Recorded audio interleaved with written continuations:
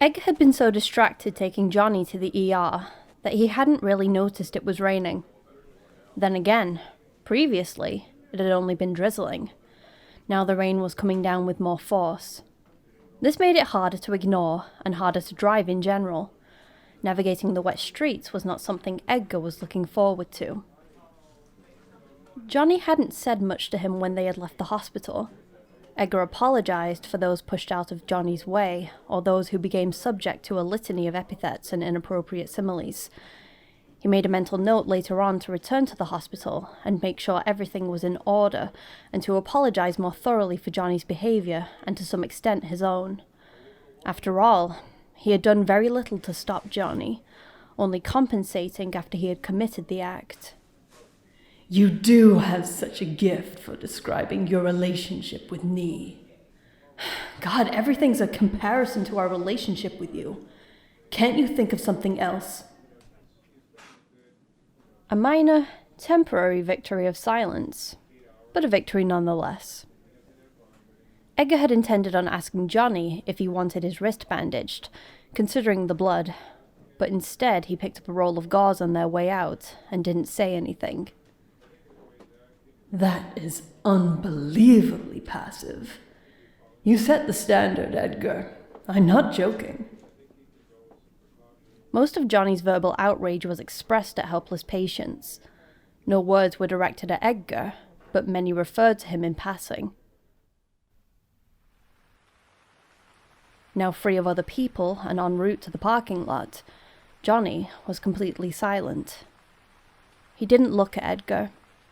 His thin hands held onto his shoulders tightly, and he shivered, although there wasn't enough money in the world that could persuade Edgar to point that out to him in so many words. Something non-committal. Something general. I have a blanket in the trunk. Edgar attempted to phrase his words so that it sounded as if he was just as interested in the blanket as he was sure Johnny would be. Edgar couldn't stand the next awkward pause for more than a few seconds. It's for emergencies. Finally, Johnny met his eyes. The two remaining strands of hair were plastered to his face, thin lines dark enough to be seen in the failing light. Without his hair, he looked frailer somehow. Thinner, if that was possible. Although he looked anything but pleased, Edgar was almost sure that his displeasure was not his fault. He unlocked the car and watched as Johnny immediately curled up in the passenger seat and wrapped his arms around his knees. Edgar then turned, popped the trunk, and fetched the emergency blanket from between the bottles of water and a small battery-powered radio. You're prepared for so many things that will never happen. It was an ugly plaid thing. Dark, dingy green with streaks of red and yellow that faded as rain dulled their colour. Edgar thought back on what could have possessed him to buy such a remarkably hideous blanket, but memories of a sale quickly quieted his distaste. He shrugged his shoulders as if someone was watching him. He circled around to his side of the car. Johnny's head immediately turned to follow his motion as he slid into his seat and shut the door. The lights blinked off, leaving them in relative darkness. Before Edgar could think about what he was doing, he shook his head back and forth in an effort to clear away water. Water droplets spattered everywhere. After realizing that he had potentially done something quite stupid, he turned to Johnny only to find him staring. Whether or not he felt that or cared, Edgar couldn't tell with the limited light. At that point, the scratchy fabric against his hand reminded him of what he had brought with him. Here. He handed the blanket to Johnny, then immediately busied himself with getting the car started, hoping he hadn't made a mistake. Well, the blanket isn't pressed against your face and cutting off your air supply, so I'd say that's pretty positive. When the engine started, the dashboard lights came on, providing a bit more light in the darkness, but not a great deal. Edgar turned to glance at Johnny while he was getting ready to back up. At the moment, Johnny was using the blanket to dry himself off as best he could. When he finished, the blanket quickly ended up wrapped around most of his body, leaving only Johnny's head visible. That's a cute visual. Too bad you don't have time to appreciate it. When Edgar pulled out onto the main streets, he realized he wasn't sure where to go. A glance at Johnny when a car's headlights provided enough illumination showed his eyes were closed. Edgar was sure he wasn't asleep, but he didn't want to bother him anyway. Truth be told, Edgar wanted to go home. He wanted to sleep in his own bed and try to write off all the bizarre things that had happened. The question was whether or not Johnny wanted to join him or wanted to go home himself. He said he's so unhappy at home. Yes, that's why you want him to stay with you. Of course it is. They drove in silence, the only sound the rhythmic beating of the windshield wipers, the passing rush of air as a car drove by, and the pouring rain. Edgar normally listened to the news when he was driving, but again, he didn't want to bother Johnny. This silence, at least, did not feel as awkward as some of the others. It felt more natural, more tolerable. They were both engaged in their own activity in a way, so this kind of silence was expected. Considering the amount of horrible pauses in their relationship, this was a definite improvement. He didn't know where to go. He looped the same streets in his neighborhood. If Johnny noticed, he made no indication. Driving in the rain. Is this what you wanted, Edgar? Is this what you were dreaming of when you dragged his corpse to the hospital? He wasn't dead. Semantics. Could just see Johnny out of the corner of his eye. Why does it matter to you what I want? A bit more of an aggressive bite there. Good for you. However, turning the question back on me won't really work in this situation. I'm sure even you will concede that it's not my fault that you're in your current situation, wasting gas and time while driving with impaired vision. Look at him. Edgar wasn't sure who he was talking to as that thought crossed his mind. It wasn't directed at Scriabin, surely. How long had it been since Edgar had actually talked to himself? Excuse me. Edgar sighed and let up on the gas as taillights darted in front of his car without warning. He understood that people drove differently in the rain, and that some recklessness could be expected. But it felt like nobody had signaled for any of their turns the entire drive. It was frustrating, and more than a little nerve-wracking. The multiplication of lights did not particularly help him in this department, although if it got too bad he could look over the top of his glasses.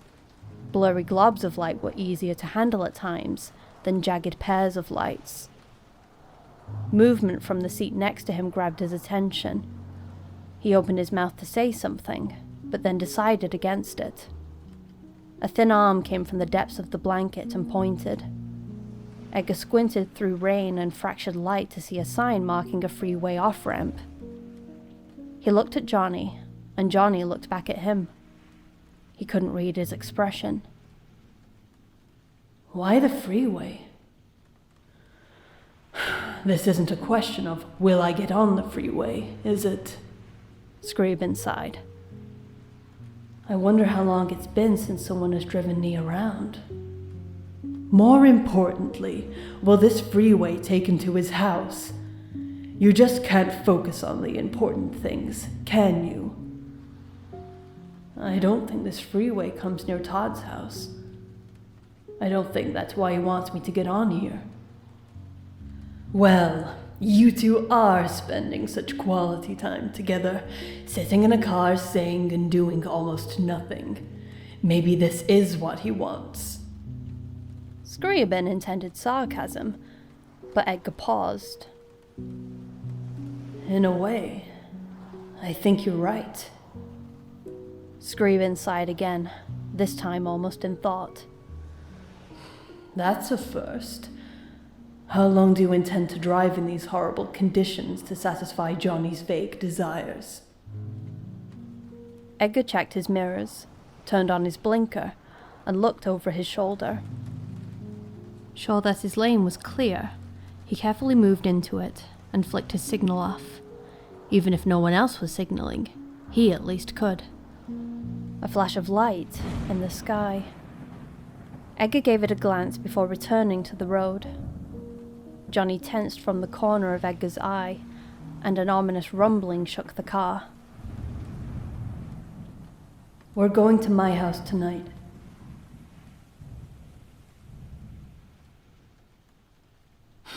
Where are all the parking spaces? He didn't intend to say that out loud.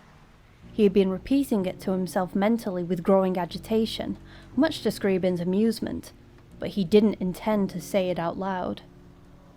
Johnny looked at him but didn't say anything. Edgar took a few seconds to regret giving voice to his frustration, but it was only a few more before it was quickly forgotten. He circled the block around his apartment building for what felt like the millionth time. It doesn't make any sense. This doesn't make any sense. There's never anyone parked on the street. I always park in the same place. Do I have to have my name written on it?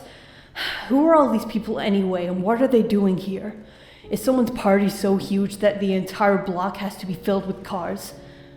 Can't these people carpool? Occasionally, Scriabin would try to break in with a comment, but Edgar wouldn't let him talk. His thoughts ran in rapid angry circles, repeating themselves with no resolution, regardless of how many times he could internally curse everyone who had parked in a 1-mile radius around his home. It didn't change the fact that there was simply nowhere to park. Johnny didn't give any indication that he noticed what was going on, or Edgar's growing frustration. He stared out the window, although Edgar wasn't sure at what. I can't believe this. You're getting awfully temperate. How many people have to park in this one area? You're getting angry awfully quickly. You're normally much more composed than this. Edgar finally let his thoughts slow. The moment that the repeating thoughts began to cease, his feelings quickly followed. The anger and frustration began to fade as his attention went elsewhere, and his grip on the steering wheel loosened. His fingers tingled. That's better. I can't believe it. Yes, I think we've established that already. I'm curious, though. Why exactly does this bother you so much? Is it so hard to see? Residual anger. He could almost feel Scriabin's surprise at his lack of passivity. I don't want to walk in the rain, but it looks like we're going to have to walk a block or 2 or 3 before we can actually get inside. There was a pause, but before Edgar could resume his internal rant, Scriabin spoke again. How does Nee fit into all of this? I don't want him to get wet either. It's not convenient. Oh, that's not true. Edgar stared at the one space that was open 3 blocks away as he circled again. Driving with his glasses like this had given him a nasty headache. This would normally be a good opportunity to poke at one of your particular sore spots, but I must admit, I'm a little, surprised sounds too strong. I'm intrigued by your emotions right now concerning our maniac. The reason that you don't want Nee to walk in the rain doesn't seem to be that Nee could kill you for it. What difference does it make? Edgar sighed in frustration. Johnny again turned to look at him, but only for a few seconds before staring out the window again. A good question. Scriabin didn't sound as sarcastic as he usually did. Perhaps he was more surprised by Edgar's attitude than he let on. Your motive for so much of your behavior has been your fear of dying. But for once, this isn't it. I don't think Nee's welfare is your primary concern at this point either. What's your point? He tightened his grip on the steering wheel again as he eyed the same open spot. It was close to a fire hydrant. Not close enough, but it was still something he would have to consider. The last thing Edgar wanted to cap his evening was a ticket. It may come as a shock, but I don't think I had one. Not the way you're thinking. I was merely pointing out something I thought was interesting. That's all. Scriabin sounded amused. He was going to have to park here. I'm glad you think it's interesting. Edgar's mental voice dripped venom, and for a moment, he stopped. I've never heard you use that tone with me before. Well, except for that one time. Johnny turned to look at Edgar, but Edgar didn't meet his eyes. He rested his hand on Johnny's headrest and looked over his shoulder. He'd have to parallel park. It doesn't really suit you, I'm afraid. Scriabin sounded like he was about to start laughing. This isn't where you live. Johnny hadn't spoken for what felt like, and could have been, hours. Edgar still didn't look at him, focusing on getting his car into the narrow space without incident. I know. I can't find a better parking spot. We're going to have to walk. He normally would have controlled his voice better, would have removed the edge of frustration and anger that could prove lethal, but he didn't.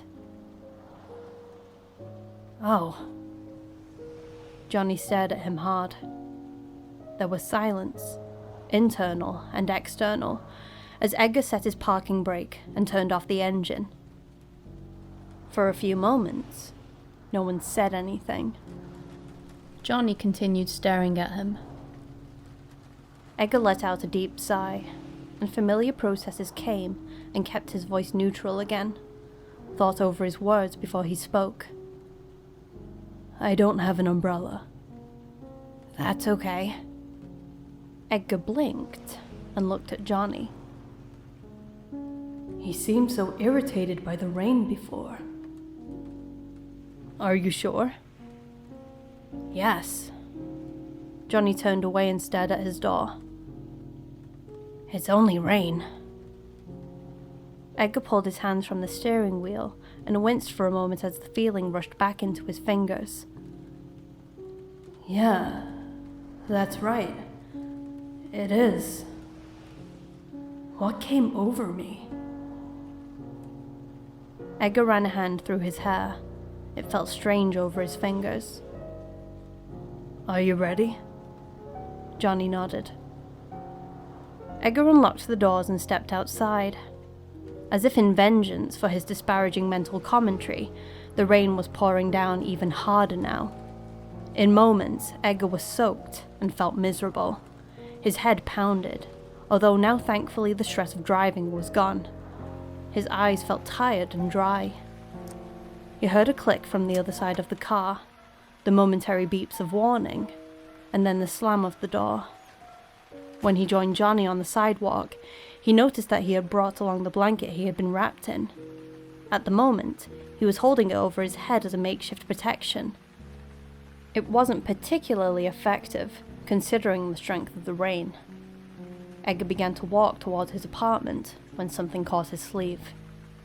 He turned back in time to see Johnny's hand retreating. Johnny opened his mouth as if to say something, but then decided his actions would have to do. He took the edge of the blanket and held it out to him. Edgar stared at Johnny in disbelief.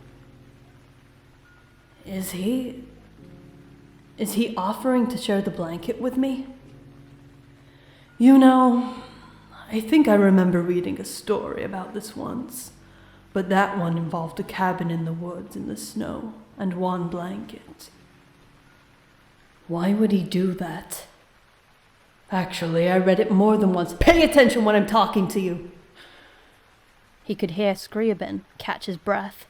Why would he do that? He didn't answer. Johnny was still staring at him, and this wasn't the time or place to think. Edgar took the offered edge of the blanket. It was awkward, the two of them underneath the ineffective scratchy shielding. They brushed against each other constantly, and it was difficult to walk. Edgar tended to walk a little faster than Johnny did, or maybe he just had a longer stride. Something.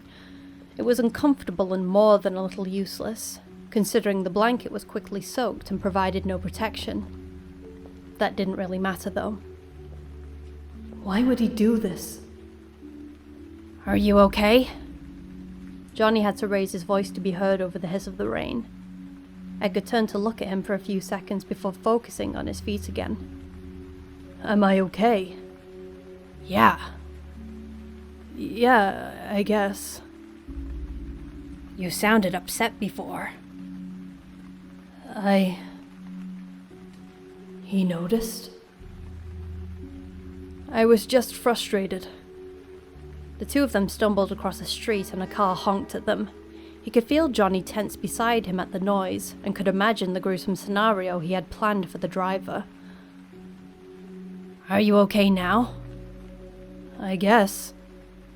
Why is he asking me this? He's never asked about me before. I'm as puzzled by his concern as you are. It's never been his strong suit. He is a sociopath, after all. Shouldn't that be psychopath? Is that what's important? Johnny bumped into his side and then immediately moved away. The blanket prevented him from getting the space he desired, but he didn't attempt to take it away from Edgar. You don't get like that. Like what? Only a few buildings away. You don't get frustrated like that. Edgar paused. He wanted to glance over at Johnny to see what he was doing, but he had to focus on where he was walking. Not usually, I guess. Silence. Finally, the two of them reached the small apartment building. Someone in front had managed to crash their car into a telephone pole. How someone could be so careless was beyond Edgar, but he guessed he could blame the rain to some extent. A thick crowd of people and cameras had gathered around the wreckage, all just staring blankly at the ruined car and splintered wood. Edgar thought about the last time he had seen a broken telephone pole, and shuddered before forcing the thought away. This is it, isn't it? It was hard to hear over the rain. Yeah. Edgar dug his keys out of his pocket and unlocked the door. Within moments, both were inside and the door was shut. The wash of heat was welcome, along with the dryness and sudden quiet. Edgar shook himself dry and was pretty sure that Johnny did as well, although he didn't see it. Glad I'm not going out again in that. Edgar didn't intend the statement for anyone in particular. Talking to yourself again. It's hard to do when you have an audience.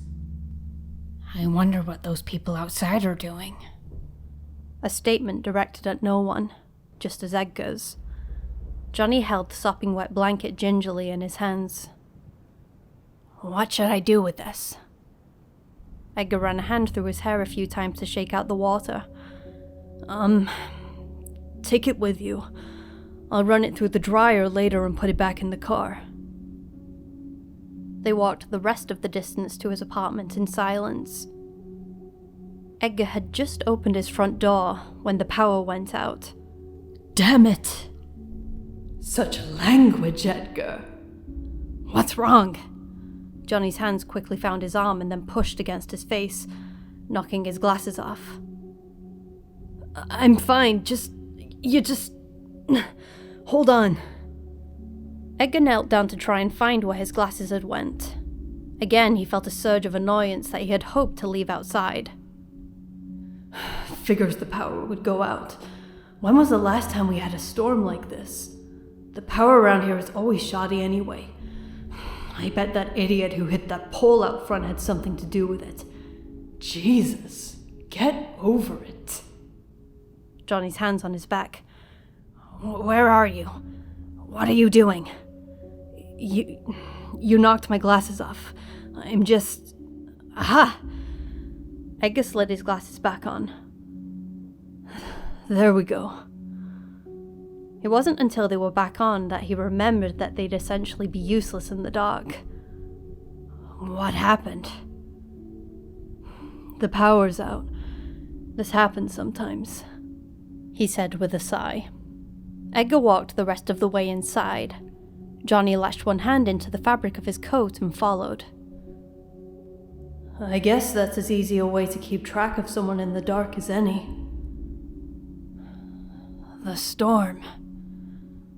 Yeah, I've got a lamp around here somewhere. Let's see. Whenever Edgar took a step, he had to wait for Johnny to follow along with him.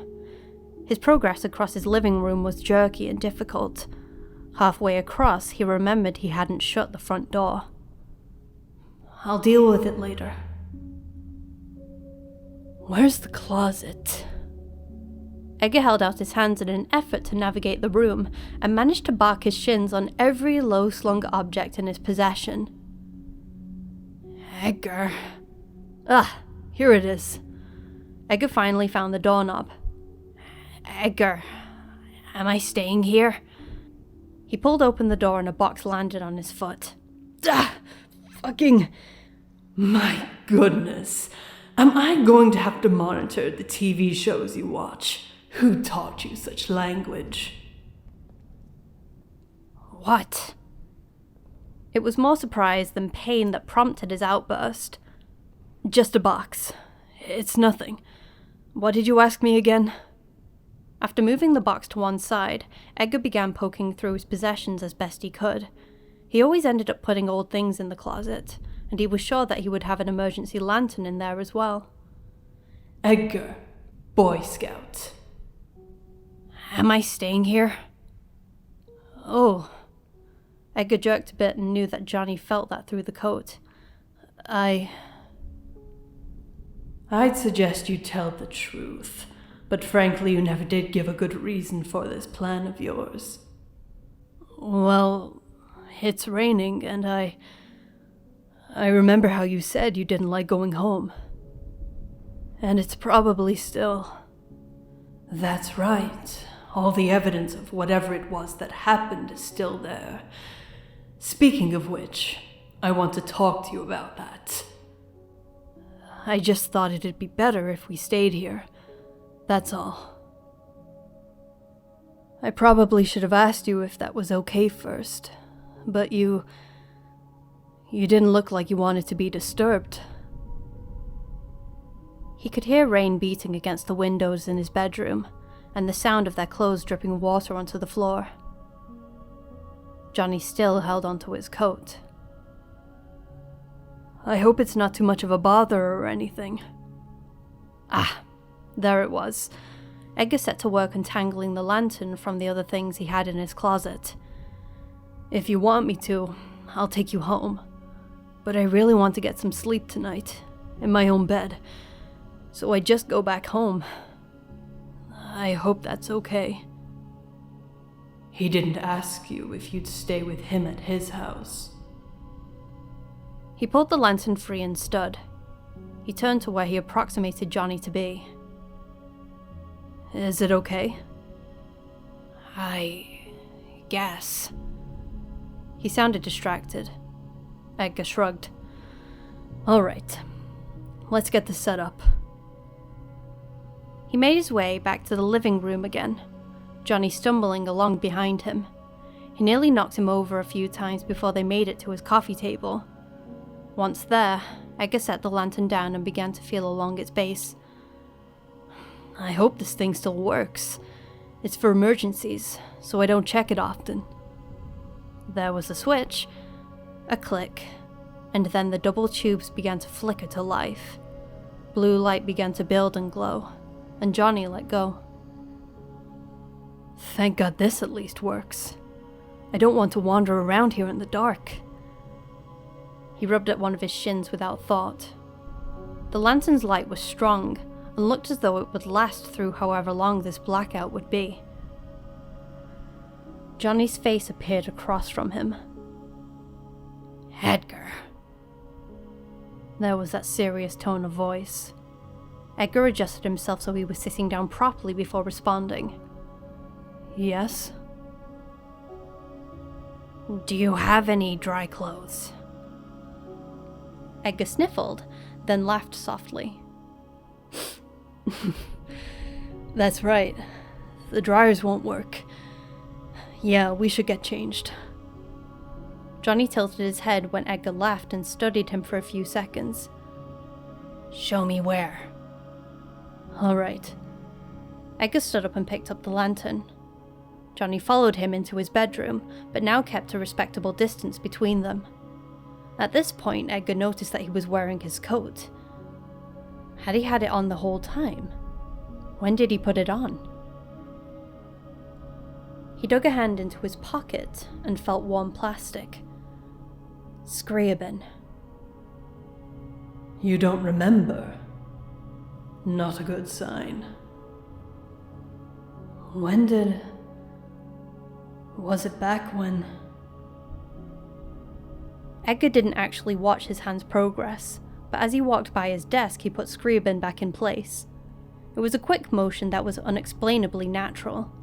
A motion he didn't question or think twice about, just as when he shrugged his way out of his sodden trench coat and let it fall to the floor. Johnny bumped into his back. Edgar glanced back at him, but found that Johnny was looking around his room again. Maybe he just wasn't paying attention. As Edgar went to his closet, he heard something clatter on his desk. What are you doing? Nothing.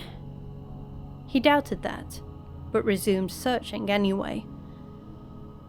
I can see this night is going to be anything but pleasant. He finally pulled out one of his grey shirts. Will this work?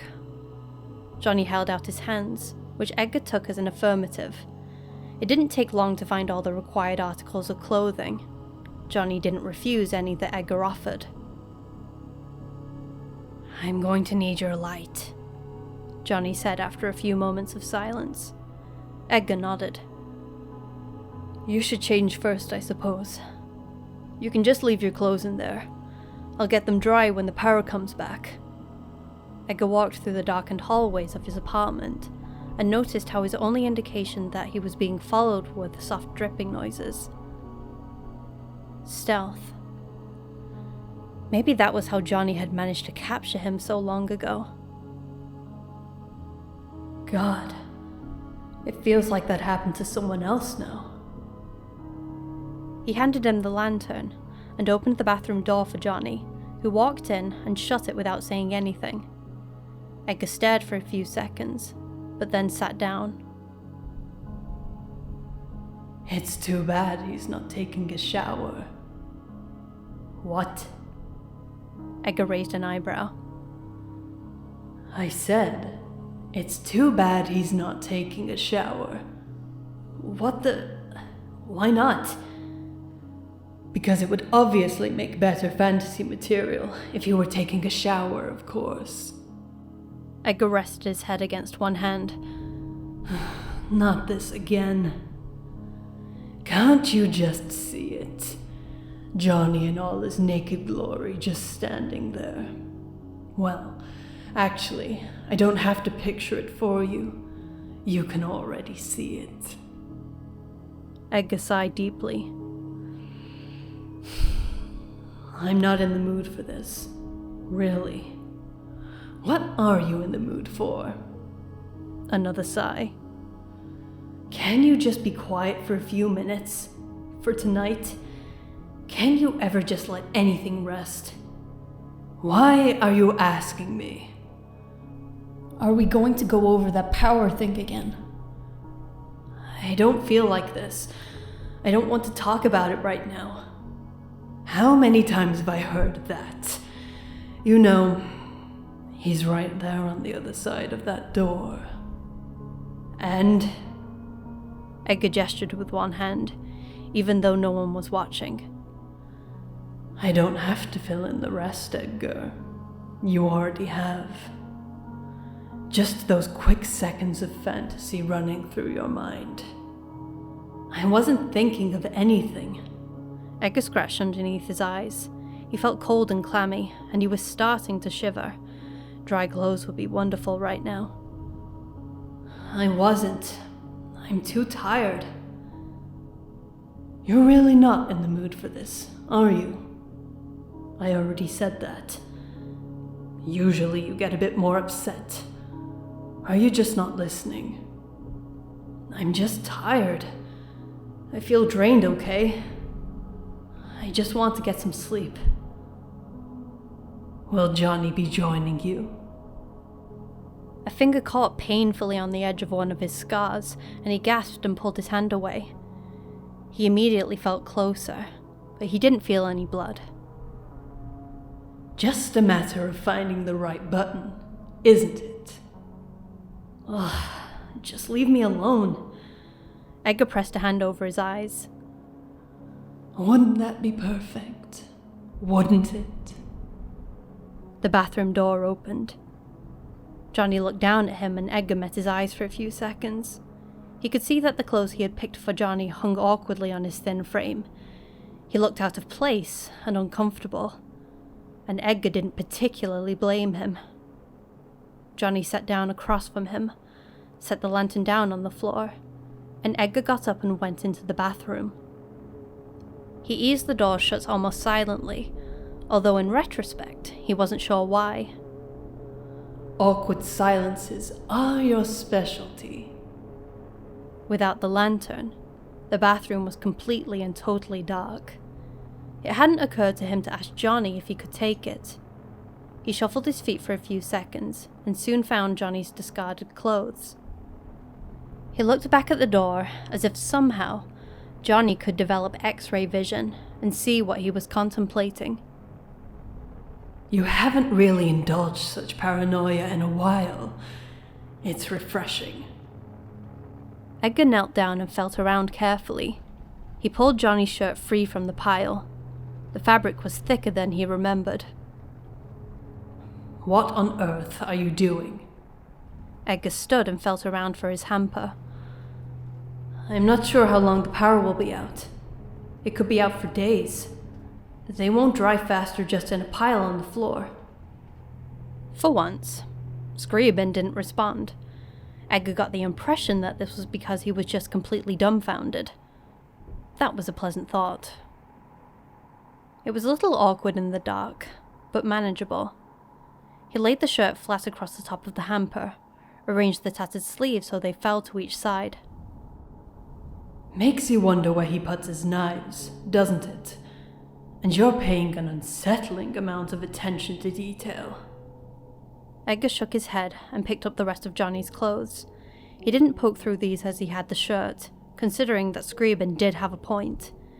He wasn't sure where Johnny's knives were, and he didn't want to cut himself. Or are you just afraid of your curiosity? My what? What are you talking about? Edgar threw the remaining soaked articles of clothing over the bar on the shower door. What does he keep under his clothes, do you think? Edgar felt heat come to his face with a familiar stab of anger, and he busied himself pulling off his wet shirt to hide it. Knives, obviously. Probably other weaponry. It wouldn't surprise me. He does keep that one knife in his boot. It's a river in Egypt, Edgar. Shut up. Once out of his wet clothes, he stood naked for a few seconds.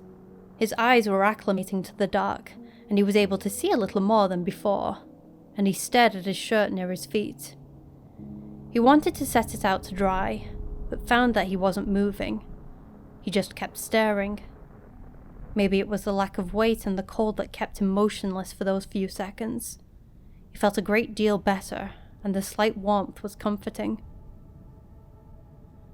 Can you just imagine?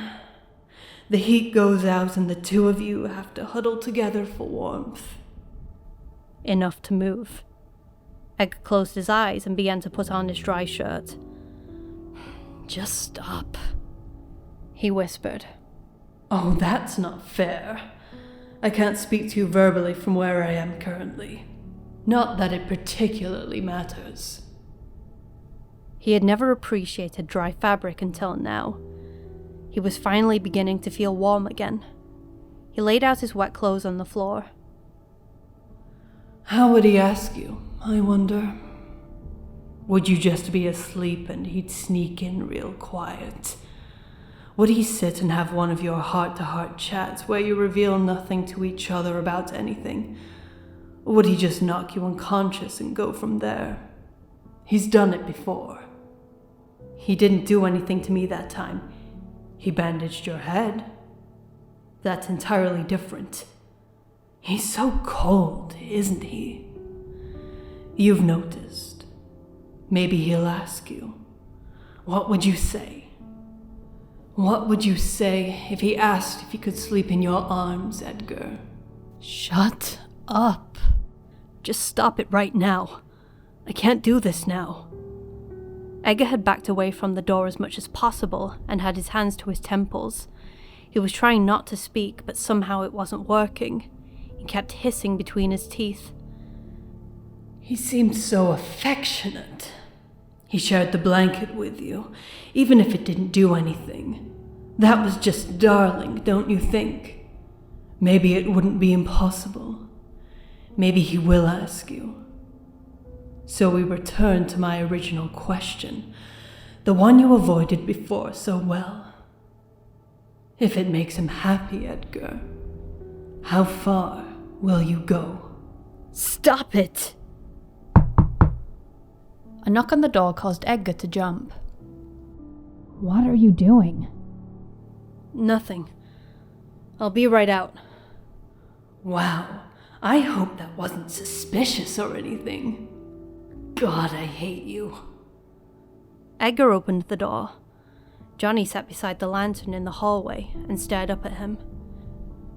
He was curled on a loose ball with his arms resting on his knees. The sleeves of Edgar's shirt were way too long, and he looked smaller and thinner than he actually was. Edgar shut the door behind him as silently as before. What now? Johnny still stared at him. Well, this was your idea, Edgar. You think of something.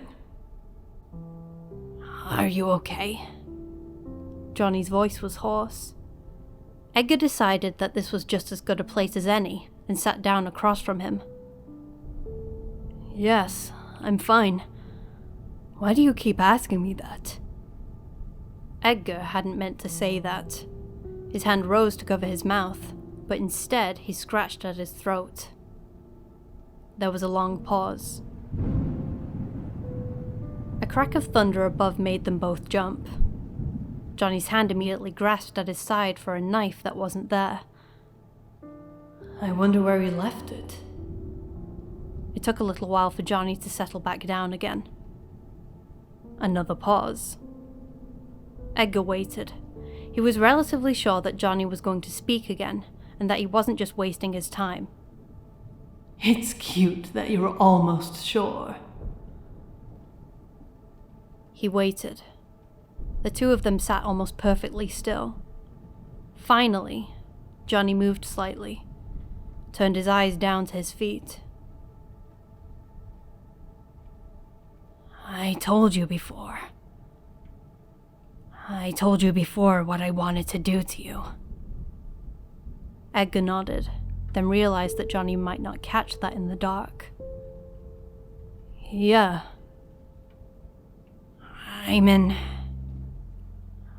I'm having some trouble.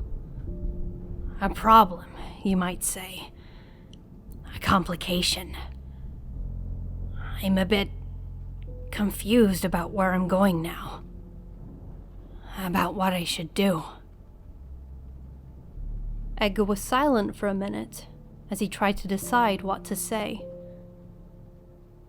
I'm listening. That sounds so trite. I want our... Well, I explained before. I wanted something in my life to be perfect. Johnny stared hard at his hands. But I'm worried now that maybe I missed it. Maybe I didn't act fast enough. Maybe that opportunity, that beautiful opportunity passed me by while I was distracted. Or during some time when I just Do you understand? Johnny didn't wait for Edgar to answer. I'm concerned that everything that I've been working for has fallen apart. That I already reached that peak and I missed it. I faltered. I waited. I missed it. And I ruined the one thing I wanted. I wanted something and I'm not sure. Maybe I don't even know what I want anymore. Edgar sighed softly. His feet were inches away from Johnny's. The hallways here were always too narrow. I'm worried that I've done what I always thought was inevitable. I know it. I know I always do this, but that's why I wanted to stop it. But then maybe I was too selfish. Broken. Maybe this is all some self-pitying shit so I don't have to take the blame for it. I told you that I would break things. I told you that's all I could do. And I think I did. And I don't know how to fix it. I think I ruined everything. I can't do it. I can't freeze this. I can't freeze this guilt and remorse and these endless questions. I can't do that. That's just what I wanted to avoid. That's just what I didn't want. And that's how everything ends. Johnny lifted a hand and pressed it against one eye. Everything. Everything always.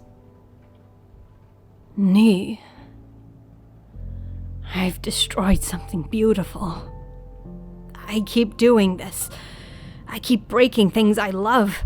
I keep desecrating my own shrines. I keep doing this. I've had so many chances. I had so many chances not to ruin things. Not to ruin you. And nothing... Johnny, listen. Maybe it was all... Johnny, calm down. It's okay. Edgar didn't hide the concern in his voice. It's okay. I'm okay. No, you're not, Johnny said softly. My actions are finally my own. I finally have complete and total control over my thoughts and my desires, and I don't know what to do. I don't know what to do. Nee, I'm okay. I'm not sure what you're talking about, but I'm not ruined. You do know what he's talking about. Johnny looked at him for a few seconds before returning to studying the fabric of his unfamiliar clothes. Nee, I'm not ruined. I don't consider myself ruined anyway. I've never thought of myself that way. And I never thought of our relationship. Well, our friendship, really. I never thought of that as a negative force in my life. Liar. Johnny turned his eyes back to him. I don't consider you... No. I don't think of you as a negative force. I feel the same as I have before. I still feel internally consistent, I guess you could say. I know that I was frustrated back before, but I've been frustrated before. It's nothing unusual. It was just the first time that you ever saw it. I wasn't angry at you or anything you did. I don't want you to think that. It wasn't your fault by any means. I'm not sure exactly how you think you've ruined things, but in my perspective, I really think... Well, I mean in general, I think we're at a good place. In terms of everything, I mean. That doesn't even mean anything. You're ineloquent. How do you feel? Johnny mumbled. Edgar wasn't sure if that was directed at him or not. I feel... What exactly do you mean? I'm not sure what to do. This isn't perfection. I know it isn't. I know that there are better things than what we have now. I know there is better. I've seen it. I know it's there. I want it. I want it more than anything. I want perfection. I want you. The right way. I want you, but I want you to want me too. Shut up. I want you to be like them. I want it to be beautiful, but I can't do that now.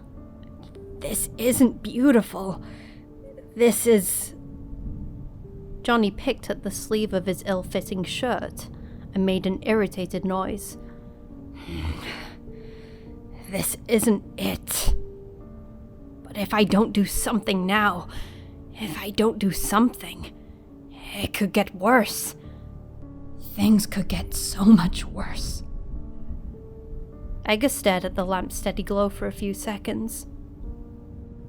I know that it doesn't work this way for you, but the way that I understood it was that that's the risk you have to take.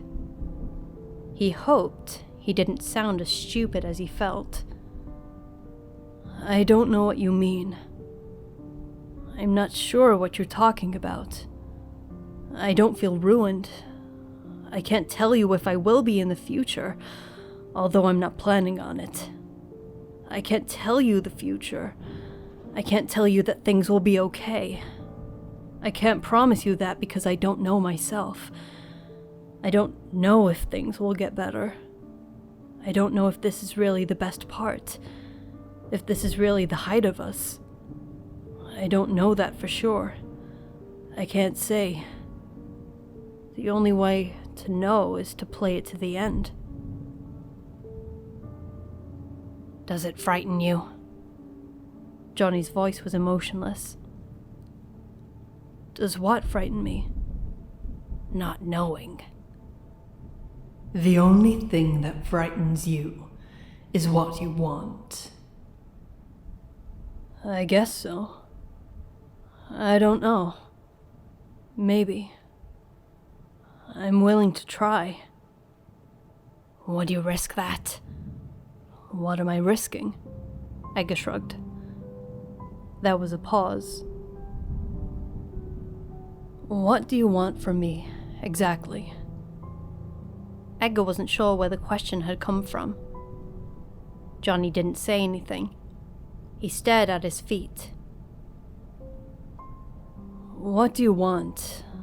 As in, what exactly is your perfection? If it made Johnny happy, how far would you go? Johnny ran a hand over his scalp and then shook his head. He doesn't even know. That's encouraging. I don't know what to do. About what? About you. Edgar was quiet. I'm worried you'll... Worried? I feel so... A moment of rage, clenched fists, and then Johnny relaxed back against the wall.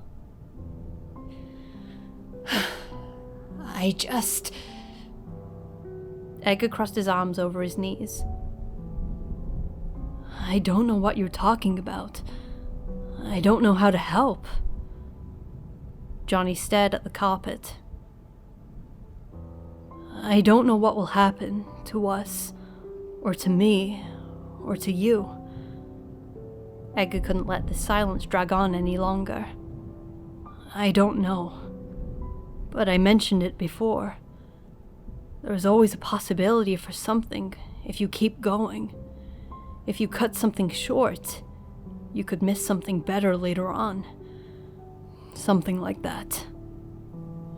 I guess that makes sense. Johnny didn't sound like he was paying attention. I'm cold. Edgar ran a hand through his drying hair. Do you want me to get you a blanket or something? I can't even watch TV here because the fucking power's out. Edgar sighed. Johnny was talking at him again. I think there's one in the closet. I'll go get it. He stood up. Johnny did not react, just stared off into the distance without expression. You know, you keep avoiding it. Ugh. What am I avoiding now? It's always something with you, isn't it? Edgar realized that he hadn't picked up the lantern when he got up, and it seemed somewhat awkward to go back and pick it up now, to leave Johnny in the dark like that. This was his apartment after all. At least Edgar knew where everything was. Well, that's what he assumed anyway. You're so passive. It didn't take too much investigation through touch in the closet to come to a conclusion. It's not here. I guess I can get the one off my bed. He glanced back at Johnny, who hadn't moved. He sat perfectly still, his arms crossed over his knees, staring at something that Edgar couldn't readily determine. He probably wouldn't notice if Edgar wandered a bit further. He probably doesn't even know you're gone. Edgar sighed. He's not that far away. You wish he wasn't that far away. God, could you get more juvenile? Edgar rolled his eyes as he entered his bedroom. Normally, the streetlights would have provided some kind of illumination through his window. Now, all he could hear was the rain pounding against the glass. In here, at least, Edgar knew what to avoid. He didn't run into anything as he made his way towards his bed. I don't know. Could I? Scriabin responded in a particularly nasty tone. It's up to you. Edgar considered continuing the argument, then decided against it. It wasn't as if this was new ground. He pulled back his sheet and felt around for the edge of his fleece blanket. The heat in his apartment was always rather unreliable.